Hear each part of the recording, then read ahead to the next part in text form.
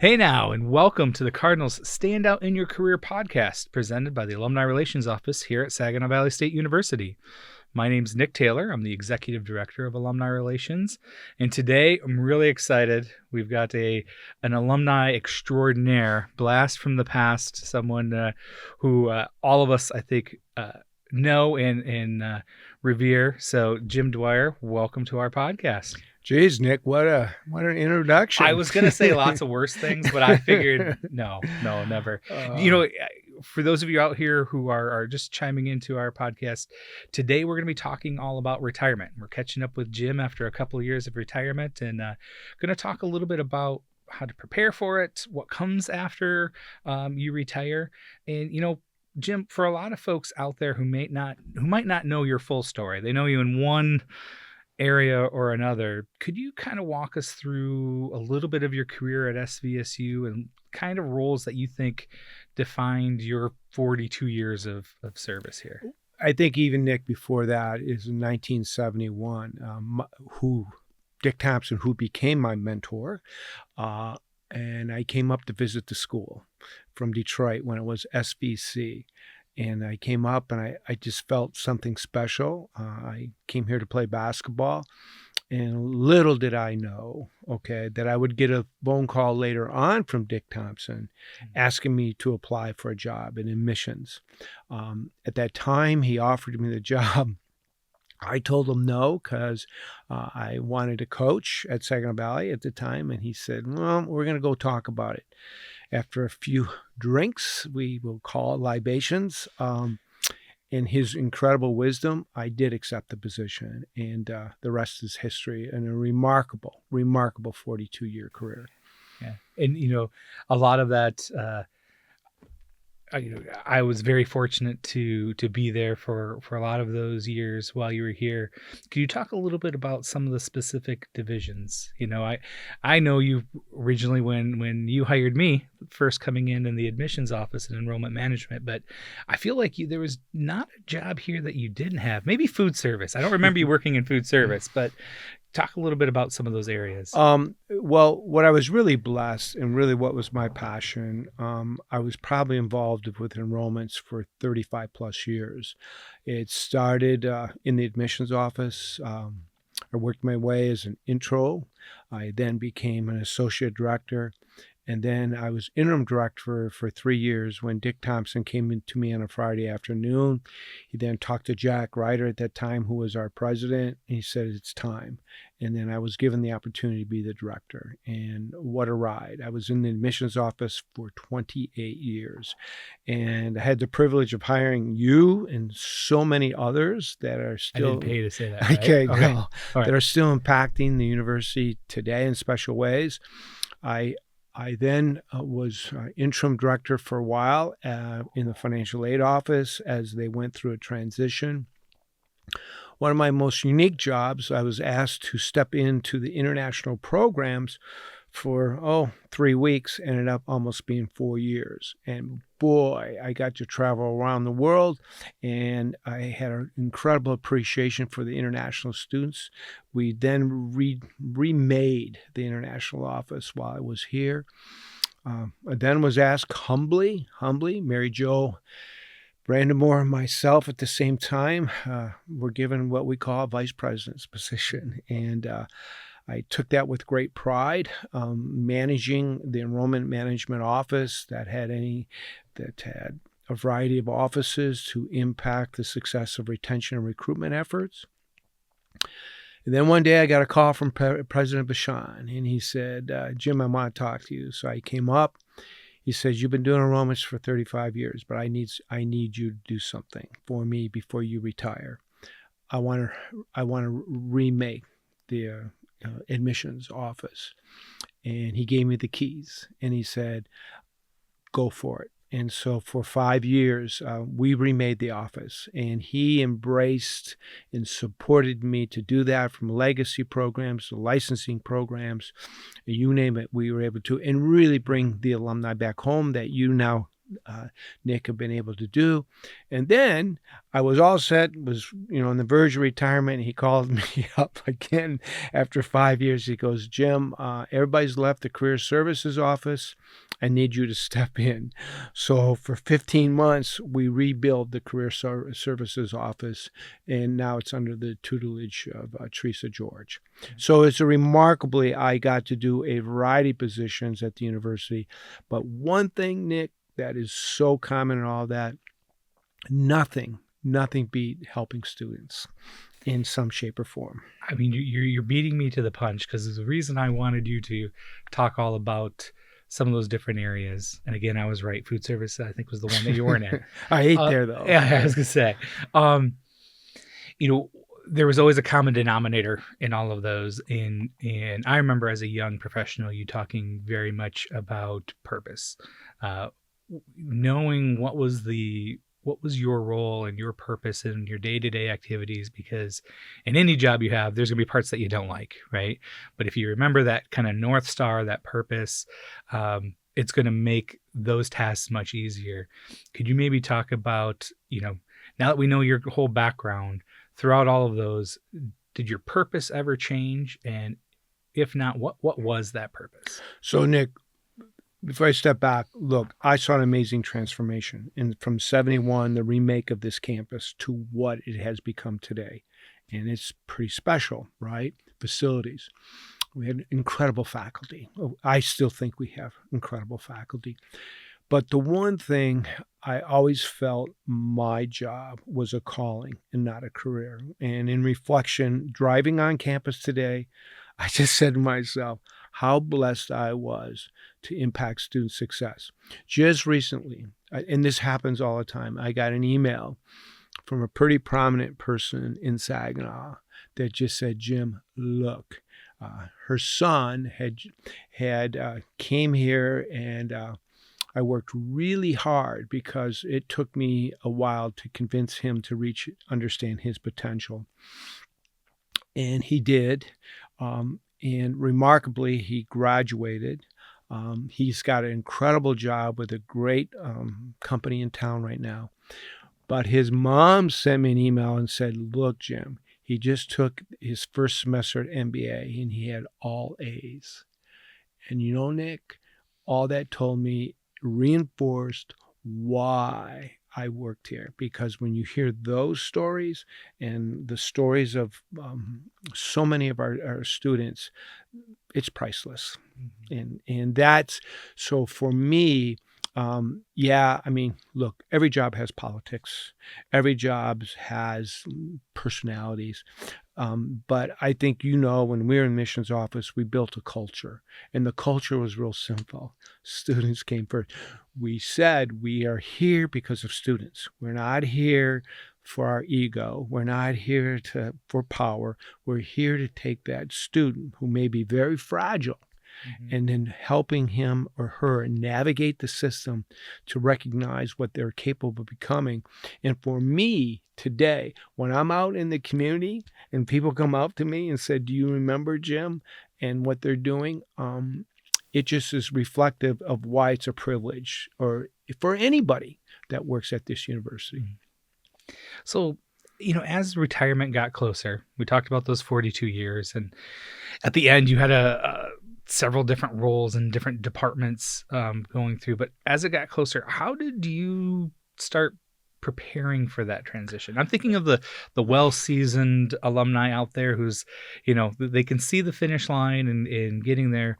But how did you prepare for that transition, both practically but also probably emotionally?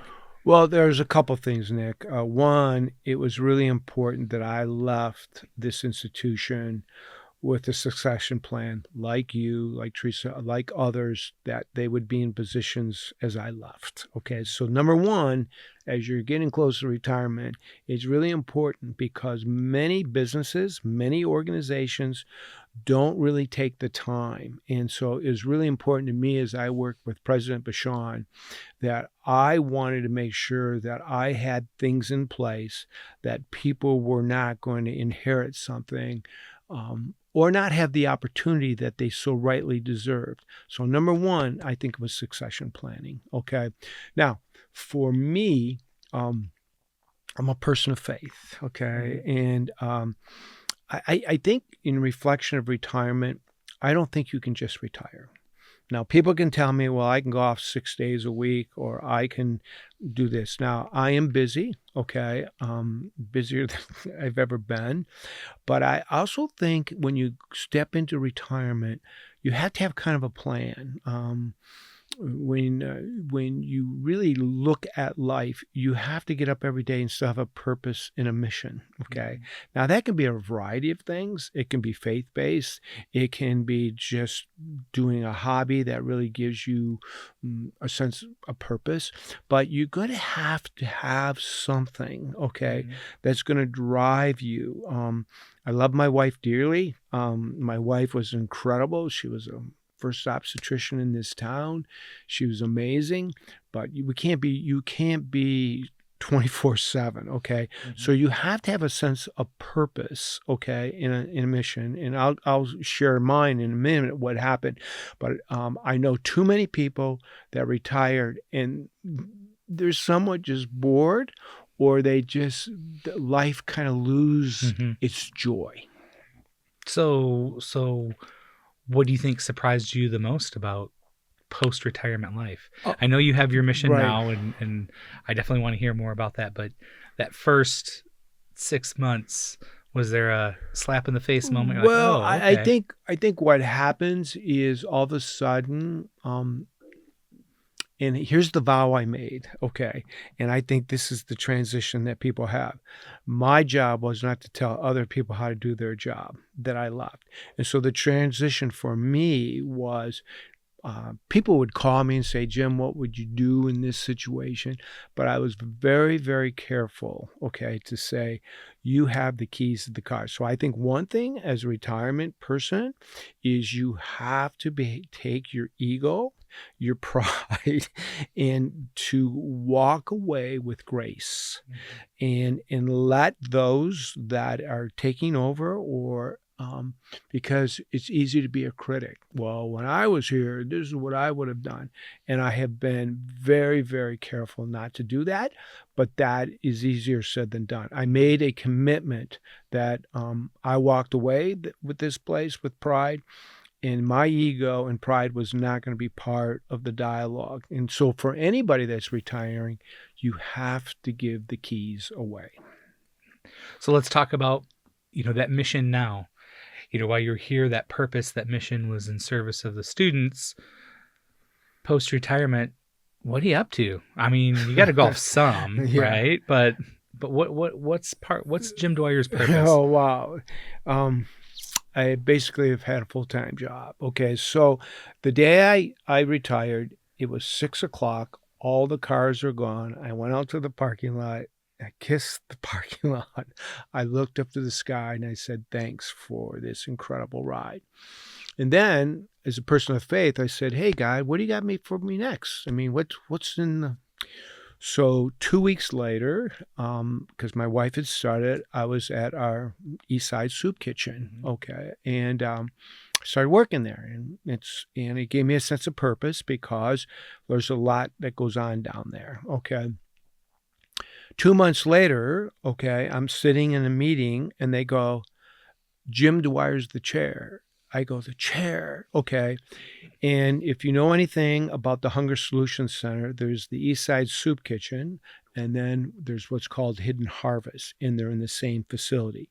So this past year, the Soup Kitchen did over 200,000 plus meals, about another 20,000 youth meals. Hidden Harvest has 200 nonprofits that they capture food, okay, through 300 partners in the community, and then they serve that food to these nonprofits. And so they saved these nonprofits $11.5 million this past year. So there's in our community, 66,000 families have food insecurities. So the building was built 20 years ago. all of a sudden, okay, I'm sitting there in a building. Well, Jim, we're going to do a capital campaign. I have never, ever raised money. And I shouldn't say that. My job at the university was a friend raiser, to engage people. But all of a sudden, I'm sitting with a committee that never had raised money. And initially, it was going to be a $3 million project. I didn't have a project manager. I didn't have a website. I can go on the litany. Didn't have third-party support. Didn't have an expense account. As a matter of fact, I remember the first day I said, "Hey, what's the expense account?" And they said, "Jim, you're the expense account." Okay, so which I have been. And so we sat back, and a couple things happened. One, because of Saginaw Valley State University and Blake Johnson, who runs Cardinals Solutions, I all of a sudden had 12 students on the project, and they were amazing in helping get to where we need to go. To make a long story short, in almost 4 years, okay, this project went to almost $8.8 million. So here I was sitting, how are we going to do this?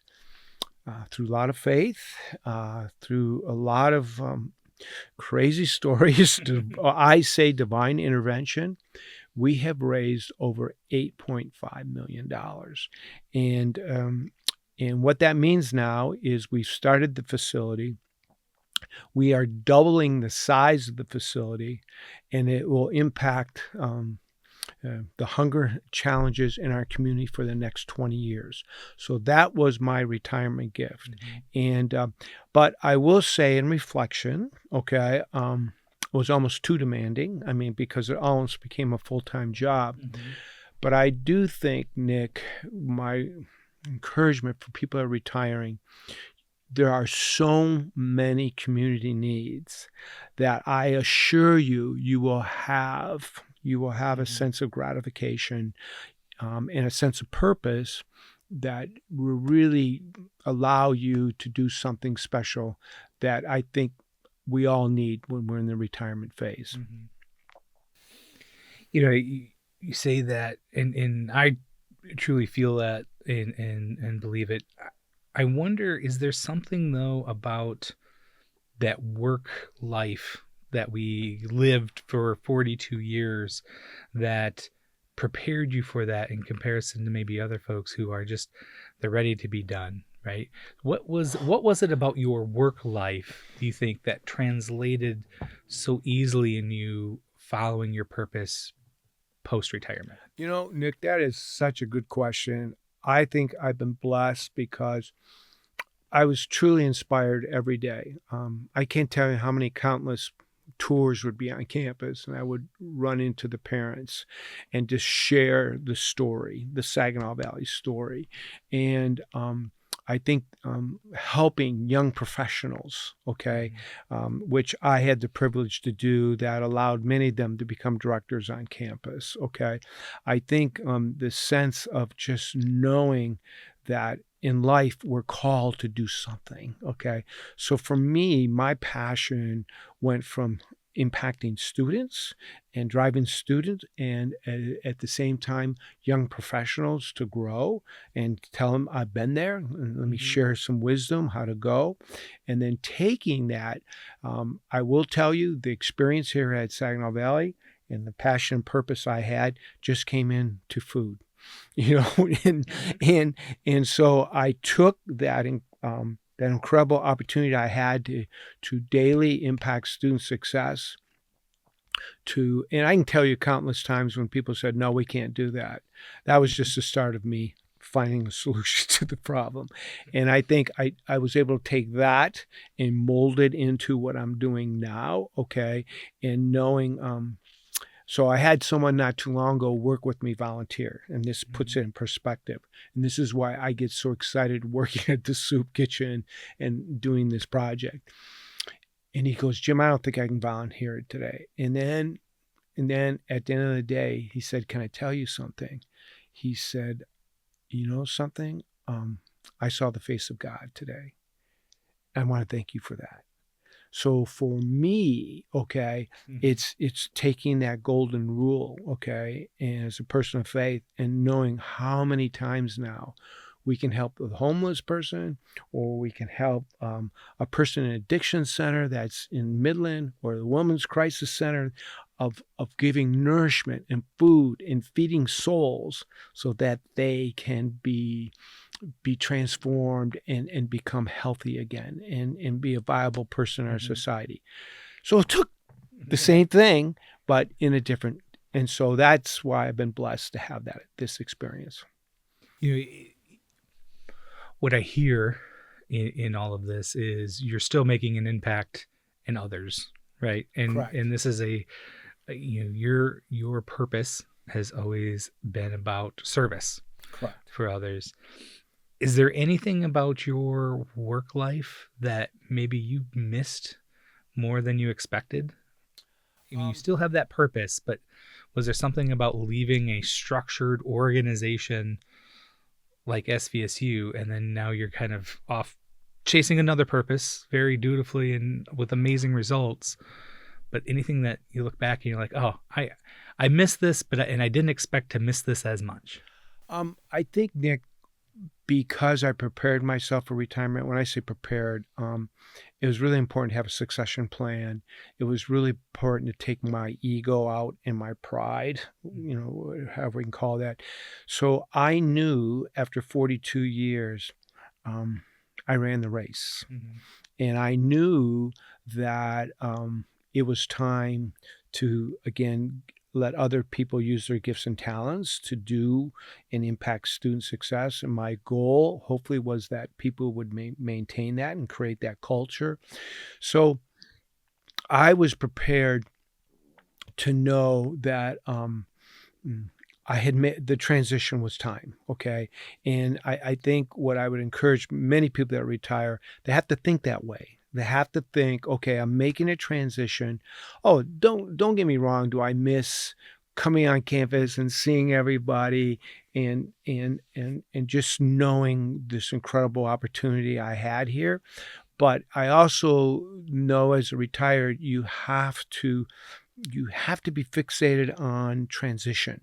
And you have to really work on. So, biggest transition is what's your health care? How do you manage retirement? And we have a good retirement here at Samuel.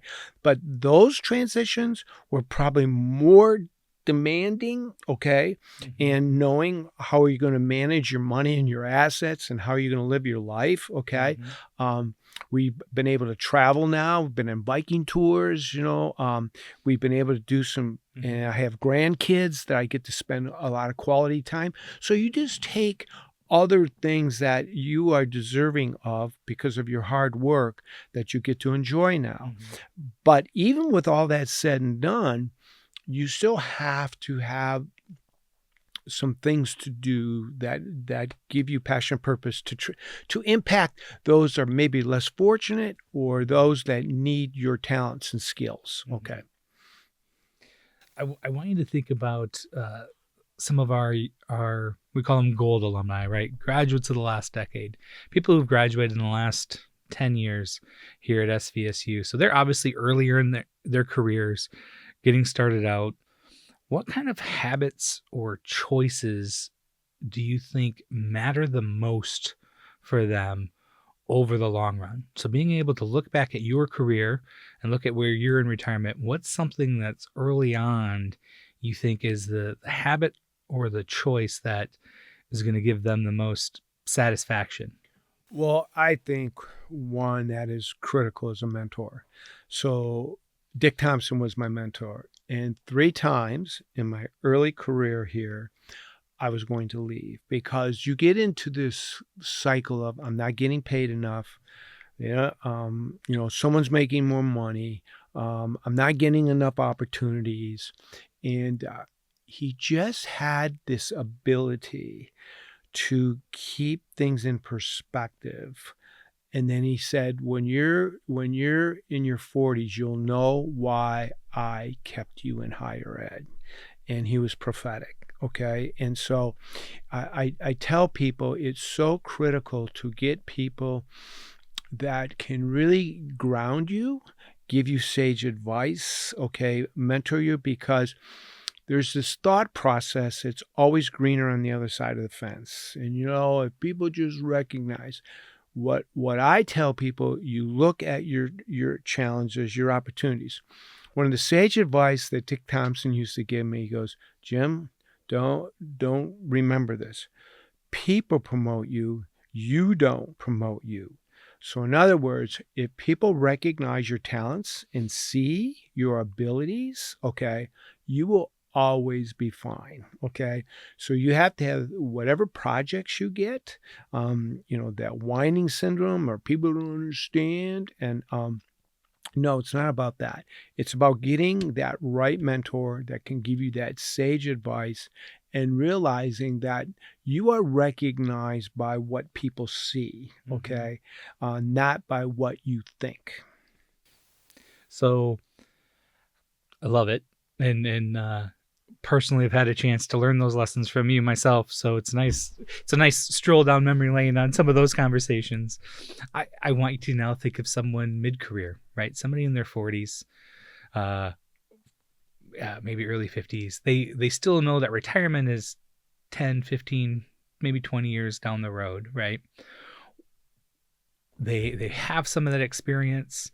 They know some of these lessons.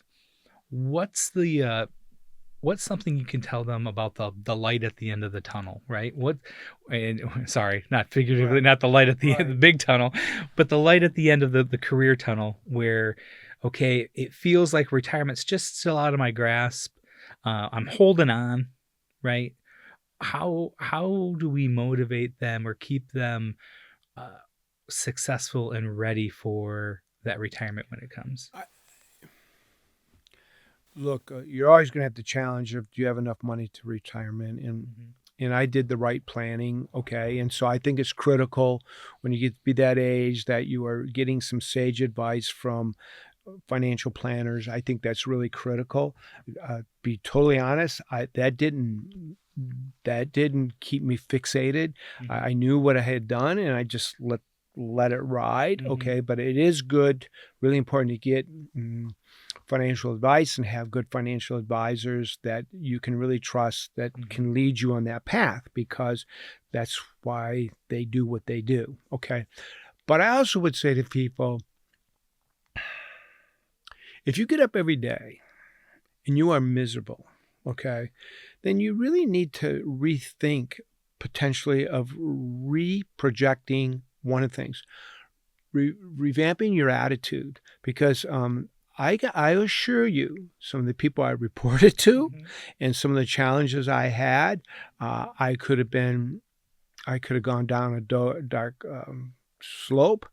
But I always said, okay, if I focused on students, I could deal with these challenges. But I would also say people that are just really miserable, okay, then and you still got 15 or 20 years to work, then I would get a good coach or a good mentor and to rethink or replan your career. Yeah. Because here's what I will tell you, at 73, okay, I know I'm in the fourth quarter of my life, okay, and what I do realize now that life is short, okay? As you get older, you get a little more wise. But when you're in the 40s and 50s, and when's retirement? I don't like what I do. Then sit back, okay, and get some sage advice, get some good coaching, and maybe rethink your direction that will give you, because if you don't have a sense of excitement, if you don't have a sense of a passion, what you're doing, then there are opportunities out there that you can explore, right? Because life, again, is too short not to have a sense of joy. I love that message, and one of the things that I take to heart, when you talk about mentorship, I was very fortunate young in my career to have great mentors such as yourself and folks who were willing to, I don't want to say put me in my place, but give me perspective that I didn't have. And then I went through a stage in my career midway through my career where my mentors were retiring and moving on. And I know I could pick up the phone and call and still did and use that network, but also that I understood that those folks knew what it was like 10, 15 years ago, and that the changing scope of the culture and the changing scope of work just in general was changing. And I think one of the best things I did, and the piece of advice I would give to someone like myself who's in that middle range, right? I used my network and I went out and I found a career coach, someone who was outside of my normal spectrum, didn't know me before going in, but they came from a recommendation from several friends, several other mentors. And that career coaching, that mentorship from an external audience really helped me refocus on back what you were talking about, the purpose and the things that I needed to work on and remember daily to say, okay, yeah, this is really worth it. What I'm doing is worth it. And what I'm going to continue to do is going to be worth it. And what that person did was not reinstill the purpose, but they gave me tools that I could use to kind of refine my leadership techniques, refine what I did day to day. And I tell you what, I've been really, really fortunate. I have amazing mentors, but I had amazing mentors when I started. And then I went and found more mentors in the middle. And I'm sure when I get closer to the retirement age, I'm going to have even more mentors that are going to step in. I think the message I would bring is that not be afraid to reach out and find other folks that can help. Like, reach out and find your mentors. I think it's such a topic that is prescribed to us as opposed to well thought out by the person who's seeking out the mentors, if that makes sense. Well said, Nick. Again, most people have a good network of people. Okay. Most people have people that they can trust or share. And sometimes it's just venting. Mm-hmm. Sometimes it's just you're going through a tough time. Maybe you've got some things in your personal life. I mean, it could be a divorce. It could be a loss of a loved one. It could be a lot of things. Okay. Yeah. But I think it's so important. For me, it's my faith. Okay. My faith has really taken a really upside since I've retired. Okay. Because it's given me a vision of how I should live my life. But I would tell people there's no sense of suffering. Okay. Right. This sense of poor me. Yeah. And, it just, no. What it means is you need to be surrounded by people that can ground you, that can give you that sage advice or that wisdom, or those, again, it can be a transition in your career path. Okay. It may not. Sometimes it may be I just need to talk to somebody, but don't hold it in. Okay. And just know that, it happens to a lot more people than you think. Okay. And so having that sage advice, okay, is really critical. Networking and mentors are valuable, whether you're a young professional or you're in the later stage of your career path. So speaking of later stages, we always, in this podcast, we always talk about that one big piece of advice. We've gotten a lot of great advice from you for different stages, but I wanted to save this one for the end. And that's really, for someone who's recently retired or about to retire, what's the one big piece of advice that you would give them about adjusting to this new season of life? I think, be reflective, about your career path and the people you met and so forth.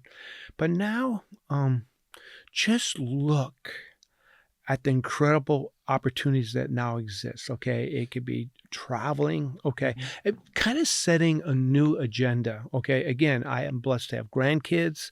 I can spend more time with my children. So family is important. So, I mean, family is really important. But I also think it's just reaching out and saying, it's a new me. It's a new transition. It's no different than when you first started college and that transition, right? That freshman year and how difficult it's sometimes. Or again, getting to your first job and, oh man, is this what it's about? And then, now you're getting towards your later career path. And do I stay in my career path or do something different? There's all these moments in your journey. So retirement is just another one of those phases. But it's not a poor me. Okay. I think it's a great opportunity to take care of yourself health-wise. You have more time to address your health. You have more time if your faith or spirituality. You have more time with your family. So it's a new way to create a new plan that again gets you up out of bed every day. My wife and I in some of these Viking tours, man, just seeing the history in countries and talking with people, it's been a lot of fun. I know. Okay. So I think it's a time, okay, to redirect your plan, okay?